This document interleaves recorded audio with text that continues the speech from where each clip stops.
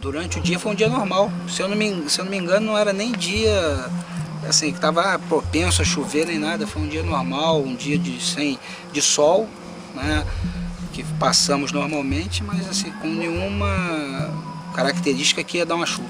Eu e minha família tínhamos saído e chegamos em casa por volta de 11 horas da noite, mas estava chovendo muito. Mas aí eu fui na margem do rio, olhei, o rio estava normal, nem tinha cheio, não tinha subido o nível de forma nenhuma, estava normal. E aí eu fui lá e fiquei mais tranquilo, mas na hora que ele começou a encher, aí foi muito rápido, entendeu? Coisa assim de minutos ele já foi subindo o patamar. Na hora que ele já estava no nível máximo de cheia normais, aí já começou a causar preocupação. Aí já começamos a colocar as coisas para cima. Aí veio o aviso de que alguma casa no Vale do Cuiabá tinha caído. Aí, entendeu? Porque a gente usa muito isso. Quem está superior à nascente do rio ligava avisando, como a gente ligava quem estava mais abaixo. E avisando, ó, aqui o rio encheu e tal. Aí mantemos a informação, tivemos a informação. Só que na hora que nós tivemos essa informação, o rio já tinha mais ou menos 1,5 m ou 2,5 m na rua. Então já não tinha mais como a gente sair, entendeu? Quando tivemos a informação que uma casa caiu, aí bateu o pânico, mas aí não tinha mais como sair. Estava sonhando que eu ia dar um treinamento na minha empresa, que eu trabalho, e as pessoas me ligavam dizendo que tinha inundação, que não poderiam ir. Nesse momento a minha esposa me acorda, né, dizendo, ó, tá chovendo muito, tá diferente, não sei o quê. E aí eu abri essa janela aqui da minha casa, já não tinha luz, né, não tinha telefone, não tinha luz, não tinha nada. Eu acendi a lanterna, a água já chegava num patamar que nunca tinha chegado. E nós começamos a observar a água subindo. Aí fomos socorrer os vizinhos que estavam com casa mais baixa. Lançamos lençol para puxar, entendeu, pelo telhado. Aí fizemos isso. Aí na minha casa ficou 5 famílias, porque a minha casa tinha 2 pavimentos. Aí dali para frente foi só aguardar. E quantas pessoas eram? Tinha 15 pessoas na minha casa. Aí a porta da cozinha fechou, a gente já não entrou mais, porque a quantidade de água tinha. A gente ficou na varanda, não sabia para onde ir. E a minha esposa com medo de sair, porque ela não sabia nadar, a minha filha maior sabe, mas eu estava com a pequenininha. E aí nessa hora eu peguei a menor no colo, joguei no colo e falei, então tu vai ter que ficar, porque a gente não vai morrer não. Aí pulei dentro d'água, com água no peito, peguei minha filha, menor. A maior sabia nadar. Aí a maior que talvez tomou a iniciativa com a minha esposa falou, vamos embora, mãe. Ficou eu, minha esposa, minhas 2 filhas, minha sogra, meu sogro, meus 2 cunhados e uma concunhada. 9 pessoas em cima de um pé de jabuticaba. De 2h30 até as 6h30 da madrugada, da manhã.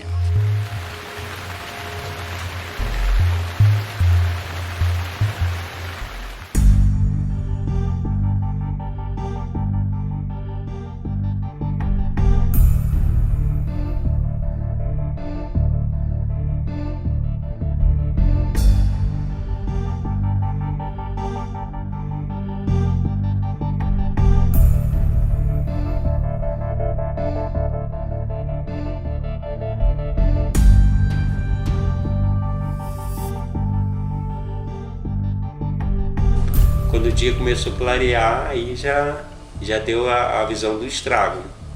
Eu achei, infelizmente, que poderia ter tido mais vítimas. Pelo volume de água que houve, eu achei que tinha tido mais vítimas. Mas teve muito livramento, né? Muitas pessoas se salvaram com os fatos que a gente não acredita. Naturalmente não dá para acreditar, entendeu? Pessoas em cima do pé de jabuticaba balançando e conseguiu se salvar, outros desceram junto à enxurrada e se salvaram. O pior foi os gritos que a gente escutava, muito grito de socorro, né, de pedido de ajuda, mas a gente não tinha o que fazer, né? Na hora que foi o grito de socorro era onde estava tudo inundado, isso era um mar só. A gente não tinha o que fazer, a gente até imaginava, o que eu vou fazer? A gente não via nada, de tremenda escuridão. E a gente queria salvar essas pessoas, né? Mas não imaginávamos a estrutura da tragédia que foi. A gente imaginava que era uma enchente fora do comum. Só no outro dia de manhã que a gente foi ver que realmente, né, quem foi salvo pela graça de Deus, e principalmente aqui, né? Na minha família não foi ninguém, né? Foi uma bênção de Deus, e aí a gente viu, porque por trás da minha casa sempre falo que eram uns 400 caminhões de lixo, de toras imensas, que foram paradas em primeiro lugar pela mão de Deus, mas pelos pés de jabuticaba que tem aqui na nossa casa.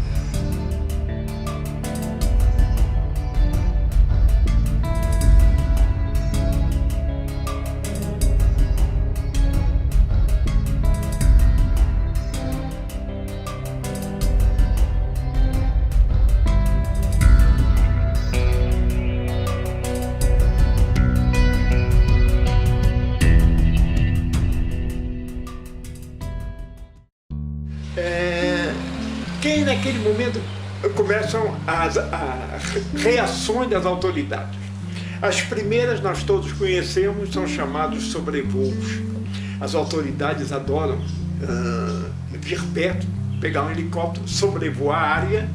A gente sabe que vendo de uma certa distância, primeiro não suja os pés e segundo vê uma situação de conjunto, volta, aterrissa, faz promessas, garante fundos, recursos, casas, tudo vai ser resolvido, volta para sua cidade de origem, quanto mais distante, mais as promessas são retumbantes e nunca mais se ouve falar dessas providências. Na época se utilizava um padrão que era o decreto 43.415, que previa a modalidade de compra assistida, indenização ou entrega de uma unidade habitacional, eles podiam optar. Então muitas pessoas optaram por indenizações, até porque a unidade habitacional não saía nunca, né? E outros também porque as pessoas estão acostumadas a ter sua criação, né? Ali é uma zona urbana, né? Enfim, com características ainda rurais, algumas pessoas não querem um apartamento de 50 metros quadrados, preferem, né, a indenização para refazer a vida de outra forma. E essas indenizações, apesar de estarem negociadas, elas não foram pagas. Então, muitas vezes estão negociadas com a INEA e até hoje não tiveram seus cheques pagos. Então, a gente também questiona isso. A Defensoria de Petrópolis, em especial, ela atuou inicialmente com os mortos, com as pessoas falecidas e com as famílias sobreviventes. Depois, no segundo momento, nós percebemos que havia realmente uma dificuldade de diálogo com o município de Petrópolis e o estado do Rio de Janeiro e a União Federal. Por que uma dificuldade de diálogo? Porque o ente político local atribuía uma responsabilidade ao ente político estadual e o ente político estadual, respectivamente, determinava que fosse a União Federal. Então esse conflito fez com que as pessoas não se posicionassem. E apenas havia uma discussão no sentido de vamos demolir as casas que já estão deterioradas ou atingidas pela enchente. Vamos demolir, mas vamos demolir como? E aí eles falaram, vamos demolir imediatamente. Até vinha anúncio de o que o governo faria. Naturalmente as pessoas ficaram, vamos retomar a vida.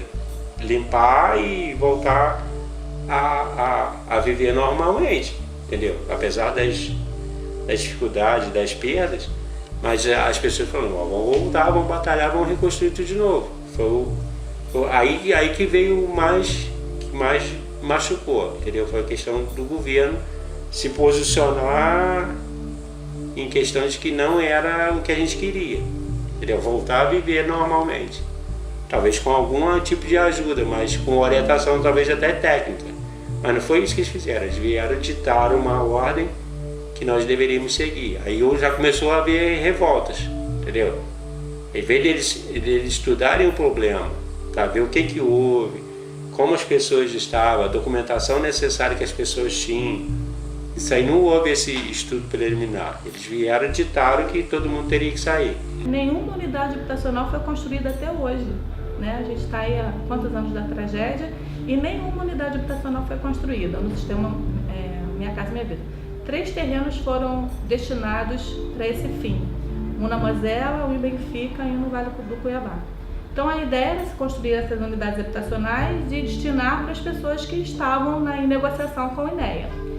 Essas unidades habitacionais não saíram e eles fizeram 50 casas ali onde eles chamam de terreno da Firjan. Fizeram 50 casas modulares, mas não é programa Minha Casa Minha Vida, é uma casa com baixo padrão, bem diferente do programa Minha Casa Minha Vida. E algumas pessoas aceitaram. As que aceitaram Estou na autonomia da vontade. Às vezes a pessoa está tão desesperada por uma moradia que acabaram aceitando e essas já estão alocadas lá, né, nessas 50 casas. Mas independente disso, existe uma negociação ainda em curso, que não foi finalizada, e algumas pessoas precisam de unidades habitacionais, e nenhuma unidade habitacional foi construída até hoje. Então a gente questiona também isso e pede a construção das unidades habitacionais com a entrega para as vítimas. O Instituto Estadual do Ambiente delimitou uma faixa vermelha, onde todas as famílias presentes nesta área deveriam ser realocadas, uma faixa amarela, onde as famílias optariam por sair ou não, e uma faixa verde, onde o órgão ambiental não interviria. Então hoje a gente tem 3 tipos de identificação: áreas de completo risco, áreas de médio risco e áreas que não estão num risco imediato. Áreas que ficam numa zona de conforto, numa zona em que aquele ato congênere, que seria a tempestade, a tragédia, certamente não ocorreria nas mesmas condições de 2011. E aí nós começamos, Defensoria, a questionar quais foram os critérios que foram utilizados para definir casas de alto risco, de médio risco e de nenhum risco. O que a gente percebeu? Casas que foram atingidas em 2011, muitas delas estavam na zona considerada zona verde, uma zona absolutamente segura. Casas de alto risco eram casas que não foram atingidas pela enchente de 2011, mas que estavam, por força de um estudo técnico, numa área que deveria e se recomendaria a demolição. E outras casas que, ora, poderiam permanecer, ora seriam demolidas. E aí, o que foi, assim, o grande conflito da Defensoria com os entes políticos? Nós percebemos uma discriminação de tratamento.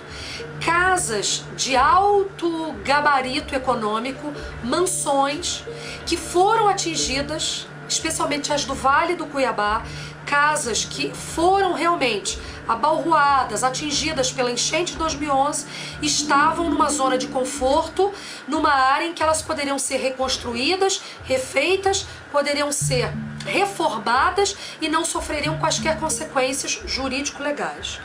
E casas de pessoas de baixa renda que não foram imediatamente atingidas pelo evento, estavam na zona vermelha e teriam que se submeter a eventual indenização ou a eventual auxílio de compra assistida de uma outra casa e teriam que ser desalijados compulsoriamente do local, sairiam do local pela qualificação dada pelos órgãos públicos.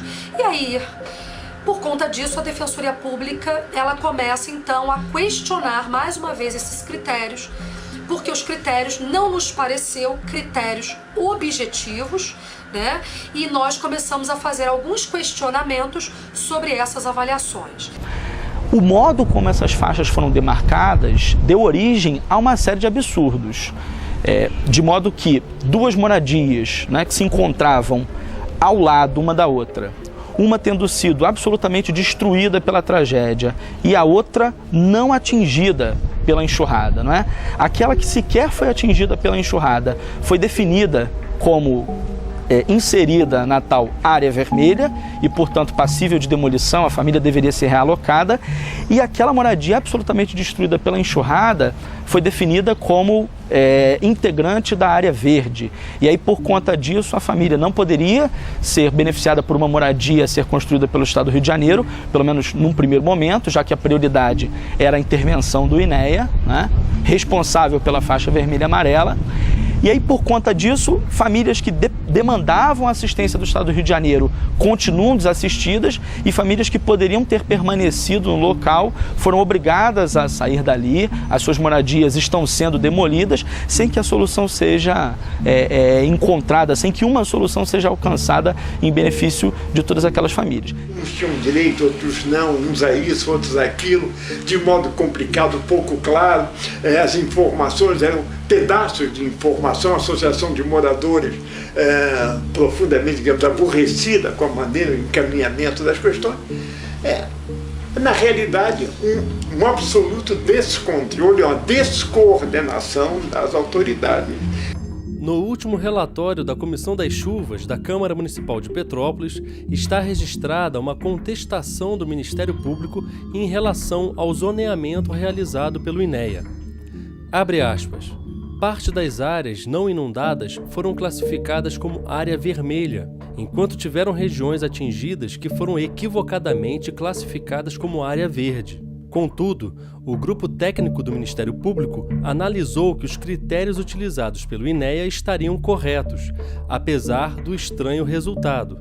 Fecha aspas. Nós não chegamos a uma solução e não chegamos a uma conclusão se de fato foram observadas a impessoalidade, né, que é um critério ou um princípio do direito administrativo, ou seja, tratar desigualmente os desiguais, mas tratar igualmente os iguais, aqueles que estiverem nas mesmas condições de igualdade.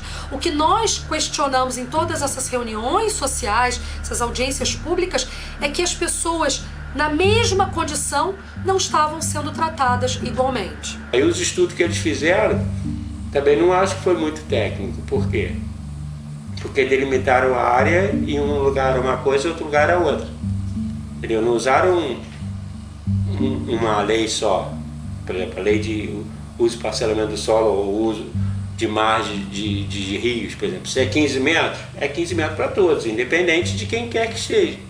Mas isso aí não houve. Um estava a 30 metros do rio, ficaram na área de exclusão. Outros estão 10 metros do rio, ficaram na área verde, na área que poderia ser habitada. Entendeu? Aí começou a ter muita divergência sobre isso. Até hoje não houve uma discussão sobre essas faixas, apesar de toda a oposição que a gente vem fazendo. E a informação a que nós tivemos ciência é de que essas faixas foram demarcadas a partir de imagens de satélite, sem que os técnicos do INEA, de fato, realizassem vistorias no local e pudessem identificar, não é, a existência desses casos. E, enfim, a partir então da demarcação dessas faixas, os moradores começaram a nos apresentar uma série de questionamentos, uma série de solicitações que nós interviéssemos nessa situação.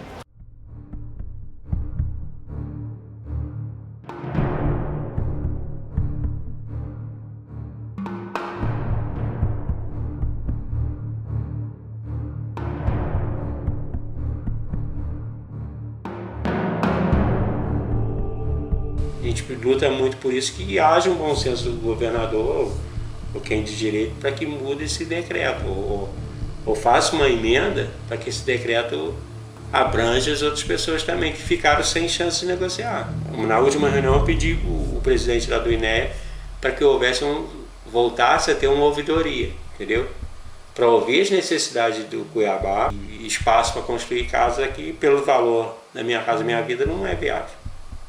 Né? Você conseguir um terreno, que o terreno se adequade nos valores que eles pagam por unidade habitacional. Então, quer dizer, o terreno, você não vai achar terreno aqui nesses valores.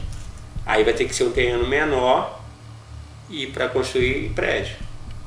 Entendeu? Aí vai mudar o estilo de vida da pessoa. Entendeu? E nem todos vão querer essa mudança radical. Entendeu?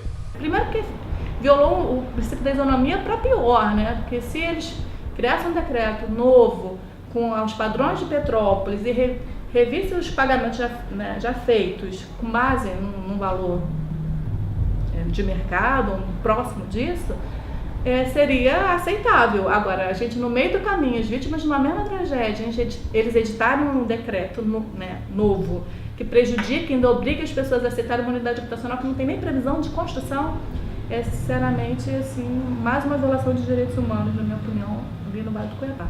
Outras pesquisas também vêm identificando o mesmo problema. A pesquisadora Francine Damasceno registrou desamparo naquele momento. Abre aspas. Essa nova decisão trouxe alvoroço à região serrana e em Petrópolis, no Vale do Cuiabá. Ela permitiu que o INEA desse sua tarefa por encerrada, inclusive retirando seu canteiro social da cidade. Os moradores que não aceitaram negociação agora não serão beneficiados por nenhuma política. Aos invisíveis que ficaram inclusive sem aluguel social, como as famílias da localidade do Borges, não há previsão de atendimento, já que nem ao menos acessaram a porta de entrada da política. Por mais que tenham feito inúmeros cadastros, eles não existem, porque estão fora da área de interesse para obras do INEA. Fecha aspas. O problema é do Estado, e o Estado, no momento, um Estado quebrado, com todo respeito. Quer dizer, o Estado não vai sair grande coisa também, o Estado não tem nem como pagar as coisas mais elementares, difícil que ele resgate aquilo que não é feito há 4 anos. E a tendência é, pouco a pouco, esquecer e juntar com as vítimas de outras enchentes, de outros momentos, que também estão esperando casa, do mesmo modo. Tem gente que esperando casa antes do Cuiabá. Que eu lembro que na mesma época que houve a tragédia do Cuiabá, a gente teve aquele tsunami no Japão. Né? O Japão está reconstruído e a gente está aqui brigando com o Estado, né, para fazer as coisas. Né? Então, eu acho que o Estado em si, quando eu falo Estado, eu falo em acepção ampla, eu não falo o Estado do Rio de Janeiro, ele precisa ter essa noção de que ele é o responsável para dar resposta aos desastres naturais. Porque o que a gente vê aqui é isso, né? Que se começa a intervenção e já para no meio, né? E não se dá a resposta, fica por isso mesmo. Quando a gente mora em Petrópolis, todo mundo aqui se conhece, então tem sempre a história de alguém muito próximo da gente, com uma história de vida, uma tragédia familiar envolvendo chuvas. Então a gente sabe que elas são recorrentes. Depois de 2011, nós tivemos de novo, em 2013, novas chuvas em Petrópolis. Então apenas muda o lugar. O que eu consigo extrair de tudo isso é que, se não tiver boa vontade política, se realmente não utilizarem uma tragédia para ser palco de politicagem, né? Porque, querendo ou não, tem sempre pessoas querendo se utilizar da tragédia alheia para fazer firula política, e eu não faço isso de forma generalizada, é claro que não. É claro que a gente tem bons políticos bastante bem intencionados, mas a única, de tudo que a gente pode resumir é o seguinte: o que foi feito efetivamente, né? Anos depois, o que a gente conseguiu de progresso em toda essa tragédia? Muito pouco. A expectativa era muito maior. Então, se me perguntarem hoje, Cristiana, como é que você se sente diante do Vale do Cuiabá? Muito frustrada. Uma frustração enorme. Uma frustração enorme. Você voltar ao local anos depois e verificar que muito pouco foi feito. E que muitas famílias retornaram ao local, mesmo em áreas de zona vermelha. Hoje, a situação que nós temos é: o Estado do Rio de Janeiro realiza ali praticamente aquilo que ele deseja. A comunidade está cada vez mais desprovida de mecanismos para resistir a essas propostas de intervenção do Estado, a despeito de todas as iniciativas que a gente tem levado a cabo para tentar assegurar essa maior participação, esse maior controle da população em relação a essas iniciativas. Até porque não é o Estado que constrói, né? Ele faz o chamamento público e a empresa vai a próprios projetos na Caixa.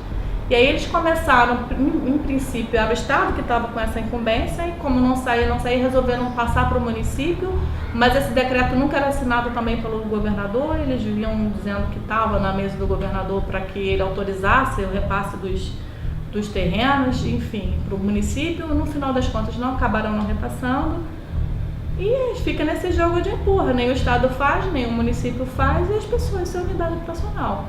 E agora está judicializado, né? Os dois entes estão no polo passivo. Alguém vai ter que dar uma solução para isso.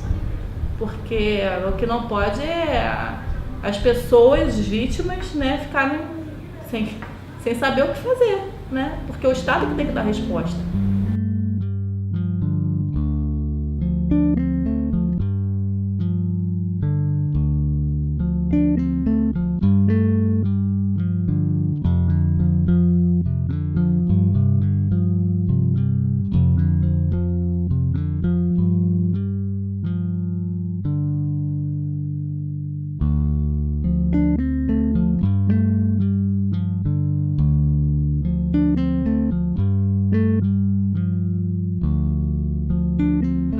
De acordo com os relatórios do INEA, mais ou menos 800 e algumas famílias estão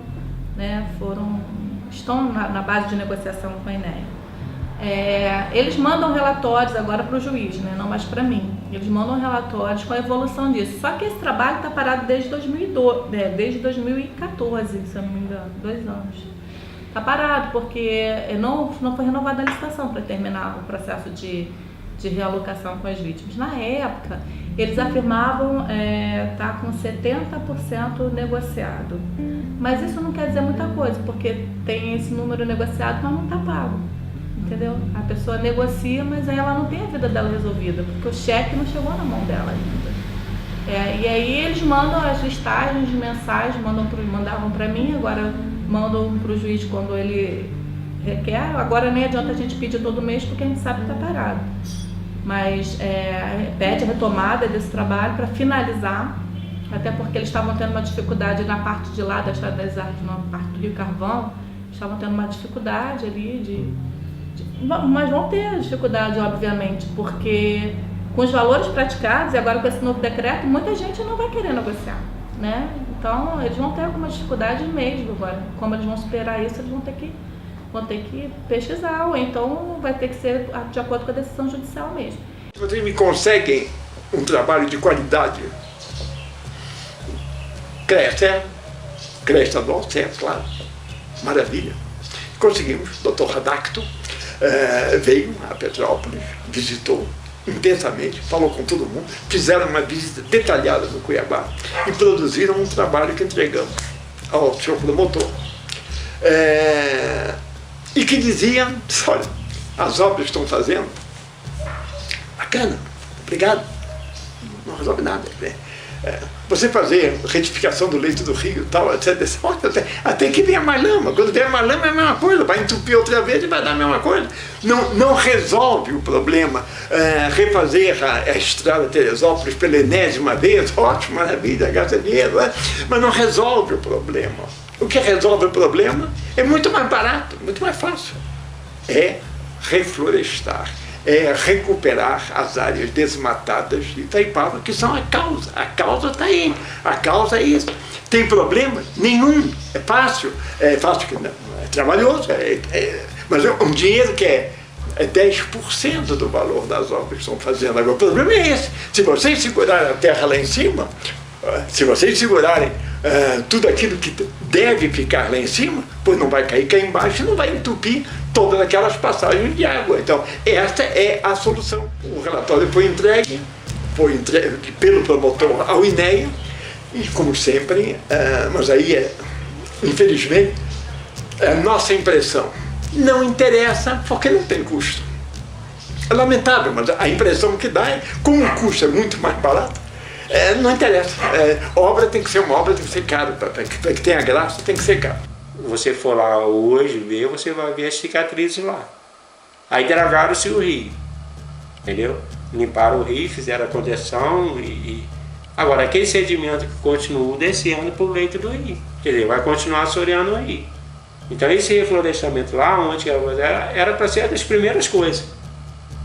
Antes de começar a dragagem aí, em um pensamento meu, ele deveria ter tentado reflorestar, amenizar aonde que houve a tragédia. Não é a causa, né? Porque aquele não foi causa da tragédia. Mas aonde que houve o evento lá em si, ele deveria ter sido reflorestado.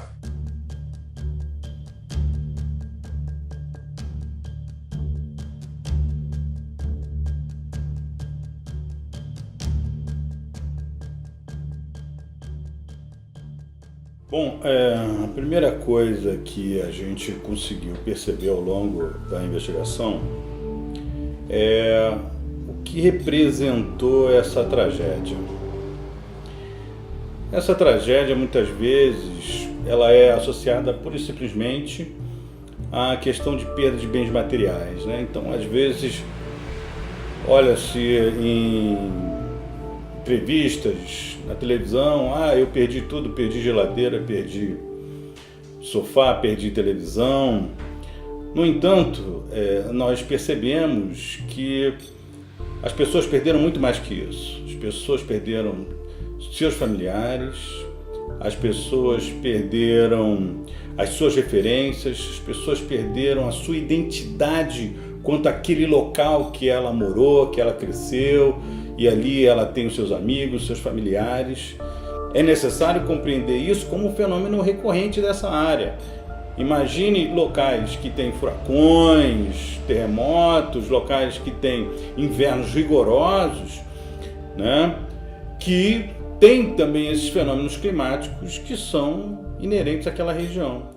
Isso é importante por quê? Porque a partir do momento que você toma isso como um evento climático natural, você começa a tentar solucionar 3 questões fundamentais. Primeiro, como prevenir? ou então como diminuir os impactos deste evento climático, né? Seja na dragagem dos rios, em ações preventivas de contenção de encostas, seja na reorganização do espaço urbano, das moradias. Outra pergunta é o que fazer quando acontecer, porque acontecer vai ser uma coisa recorrente, como historicamente se mostra aqui na região. O que fazer? Aí, né, que plano de contingência temos?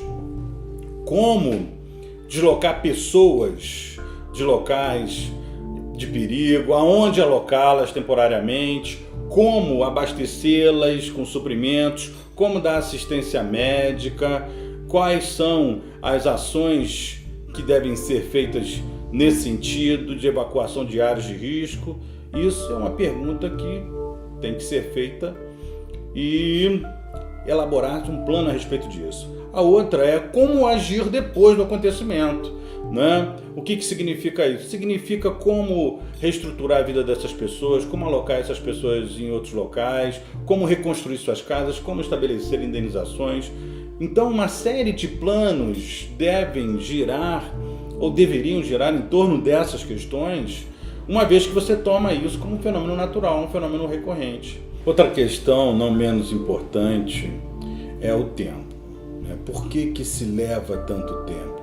Por que as coisas se perdem em questões burocráticas, em formalidades? Enfim, é importante observar, né, e isso foi constatado ao longo das investigações, da pesquisa, que o tempo ele favorece aqueles que não têm um interesse na resolução do problema. Aqueles que, seja por interesse econômico, seja por interesses políticos, não desejam a resolução da questão, o tempo lhe é favorável. Por quê? Porque as vítimas elas vão tomando as suas vidas, elas vão construindo suas vidas em outros locais, com a ajuda de parentes, com a ajuda de amigos, elas vão dando destino às suas vidas. E aí o que acontece? A situação de emergência se dilui.